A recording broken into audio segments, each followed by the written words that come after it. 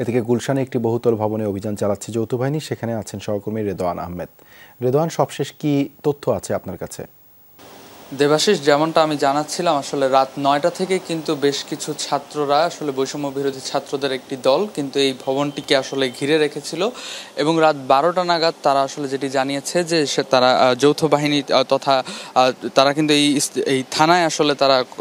এই অভিযোগটি করে যে এই লোটাস গুলশানের যে লোটাস কামাল যে ভবন, সেই ভবনের বহুতল ভবনে এই ভবনটিতে ১৪ এবং ১৬ তলায় দুটি ফ্লোরে কিন্তু আসলে বেশ কিছু মালামাল আছে বলে তাদের কাছে তথ্য ছিল। তারা সেটি আসলে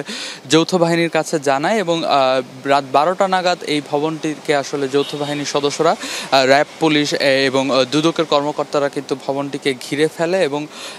এখন পর্যন্ত যেটি জানতে পেরেছি যে দুটি ফ্লোর থেকেই বেশ কয়েকটি ভল্ট কিন্তু উদ্ধার হয়েছে এবং সেগুলোতে আসলে কি পরিমাণ মালামাল আছে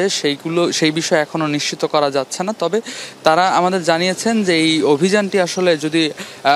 ছাত্রদের পক্ষ থেকে আসলে অভিযোগ করা হয়েছে, এই অভিযানটি যদি আরও দ্রুত সময়ের মধ্যে শুরু করা যেত তাহলে হয়তো আরও বেশ কিছু মালামাল উদ্ধার হতো বলে তাদের এমন কিন্তু অভিযোগ তারা আমাদের করেছেন যে আরও দ্রুত সময়ে এই অভিযানটি শুরু করা গেলে হয়তো আরও বেশ কিছু মালামাল এখান থেকে জব্দ করা যেত। ইতিমধ্যে তারা আমাদের যেটি জানিয়েছেন, দুদকের একজন কর্মকর্তা, তিনি আমাদের যেটি জানিয়েছেন যে এখানে যেই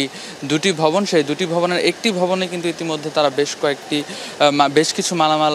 পেয়েছে এবং সেখানে এবং আরেকটি ভবনের কিন্তু তালা খোলার চেষ্টা তারা চালিয়ে যাচ্ছেন। ভবনের ভেতরে বৈষম্য বিরোধী ছাত্র আন্দোলনের বেশ কিছু ছাত্ররা এবং স্থানীয় এই এলাকার যে ছাত্ররা, তারা কিন্তু এখানে বেশ কিছুক্ষণ ধরেই জড়ো হয়েছিলেন এবং ইতিমধ্যে যেটি জানতে পেরেছি যে তারা আসলে বাহিনীর সাথে উপরে অবস্থান করছেন এবং সেই অভিযানে তারা সচক্ষে দেখে অবস্থান করছেন এবং পরবর্তীতে আসলে কি উদ্ধার হয় সেটি আমরা আসলে জানাতে পারবো। ধন্যবাদ যুক্ত হবার জন্য।